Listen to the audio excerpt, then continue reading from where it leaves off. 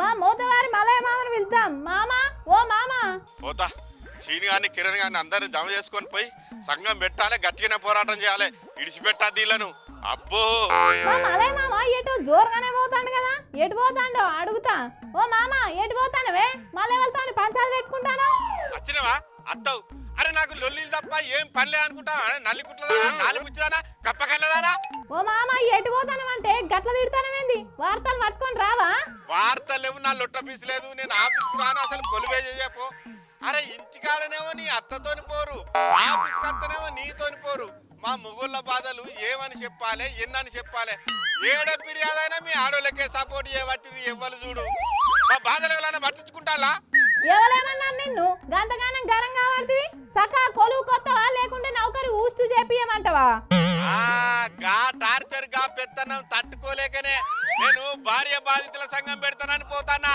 ఏంది భార్య బాధితుల సంఘం పెడతానవా? సంఘం పెట్టి ఏం చేస్తావు? ఏం చేస్తావు అనేది? భార్య బాధితుల మొగోళ్ళ కోసం సపరేట్ పోలీస్ స్టేషన్లు పెట్టాలి, సపరేట్ కోర్టులు పెట్టాలి, సపరేట్ చట్టం చేయాలని చెప్పి అవి ఏర్పాటు చేసేదాకా గట్టిగా పోరాటం చేస్తాం.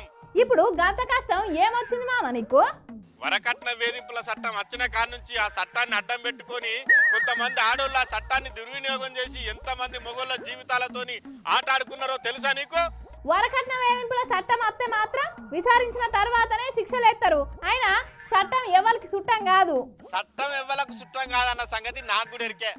నీ అసొంటి గయ్యాడి గంపలే ఆ చట్టాన్ని దుర్వినియోగం చేస్తారంటానా. ఇప్పుడు నువ్వు భార్య బాధితుల సంఘం పెట్టే అంతగా చట్టము ఏడ దుర్వినియోగం అయింది చెప్పు నాకు. అరే దేశం అంతా కూడా కూతంటేనేమో ఏ నెటి పిల్లల లెక్కనే మాట్లాడతానేమో నంగనా. అబ్బా మామ నువ్వు తిట్టకు, అసలేం జరిగిందో చెప్పు ముందుగాల.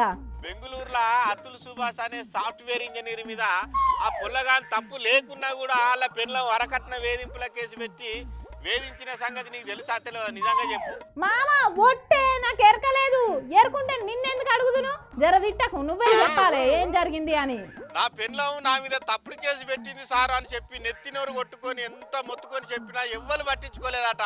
ఏకంగా జడ్జి సారే 5 లక్షల రూపాయల లంచం అడిగిందంటే ఇంకా ఎవరెవరు ఏ రకంగా ఎంత ఇబ్బంది పెట్టిరో అర్థం చేసుకో. ఇక నువ్వే నువ్వు అనగానే యాదకొచ్చిందే మామ. నిజమేనే, మొగళ్ళందరూ చాలా మంది ఆమె పనిచేసే ఆఫీస్ కాడికి పోయి ధర్నా కూడా చేసిండ్రట ఆమెను కొలువులోకి వెళ్ళి తీసేయాలని. అతుల్ సుభాష్ అనే సాఫ్ట్వేర్ ఇంజనీరు వాళ్ళ పెండ్లము వాళ్ళ అత్త ఆయనని ఏ విధంగా టార్చర్ చేసిండ్రో ఆ కేసును ఆసరా తీసుకొని పోలీసోళ్ళు జడ్జీలు ఆయన ఏ రకంగా ఇబ్బంది పెట్టిండ్రో 24 పేజీల ఉత్తరం రాసి సుప్రీంకోర్టుకు మెయిల్ పెట్టి ఓ గంట సేపు వీడియో తీసి కూడా ఆత్మహత్య చేసుకున్నాడు. అందుకే ఇక ఇంకా అసొంటి అతుల్ సుభాషులు అన్యాయం కావద్దంటే, నా అసొంటి అమాయకులైన భార్య బాధితులకు న్యాయం జరగాలంటే మహిళల కోసం వరకట్న వేధింపుల చట్టం ఎట్లా అవుతున్నదో నా కోసం కూడా మా సొంటి మొగోళ్ళ కోసం కూడా సపరేట్ చట్టం దేవాలని పోరాటం చేస్తా. నీ ఆవేశంలో కూడా నిజం ఉన్నదే మామ. వరకట్న వేధింపుల చట్టం అడ్డం పెట్టుకొని ఆ చట్టాన్ని దుర్వినియోగం చేసుకుంటా మొగోళ్ళని ఇబ్బంది పెట్టే ఆడోళ్ళు మస్తు మంది ఉన్నారు. అయితే ఆ చట్టం ఎంత కఠినంగా అమలు చేసినా కూడా మార్పు రాక ఆడోళ్ళని ఇబ్బంది పెట్టే మొగోళ్ళు కూడా మస్తు మంది ఉన్నారే. ఇప్పుడు చెప్పిగా నా పోరాటంలో నిజం ఉన్నదా లేదా? నీ పోరాటానికి బాగానే మద్దతు దొరికేటట్టున్నదే మామ. ఇక అతుల్ సుభాష్ సూసైడ్ వీడియో సుప్రీంకోర్టుకు రాసిన లెటర్ మీద ఇప్పుడు దేశం అంతా బాగానే చర్చలు జరుగుతూనే ఉన్నాయి. నేను కూడా పోరాటానికి మద్దతు తెలుపుతందుకే పోదామని పోతానా. భార్య బాధితుల సంఘం వర్ధిల్లాలి, వర్ధిల్లాలి, భార్య బాధితుల సంఘం వర్ధిల్లాలి. ఇప్పుడు నేను ఆపితే మాత్రం నువ్వు ఆగుతావా? ఇక ఓ ప్రపంచం మొత్తం మీద మన దేశంలోనే పెళ్లి బంధానికి ఓ ఇలువ, ఓ ప్రత్యేకమైన స్థానం ఉన్నదే మామ. ఇక పక్క దేశాల కూడా మన భారతీయ పెళ్లి వ్యవస్థను మెచ్చుకుంటున్న ఈ రోజులల్లా ఇక మన తానకోని జంటలు ఒకరినొకరు చిన్న చిన్న కారణాలతోటే మన కుటుంబ వ్యవస్థను కూడా ఇచ్చినం చేసుకునే అందరికి చెప్తానా. ఇక అతుల్ సుభాష్ అనే software engineer suicide note video చూసి వ్యవస్థల మార్పు తీసుకురావాలని కోరుకుందాం.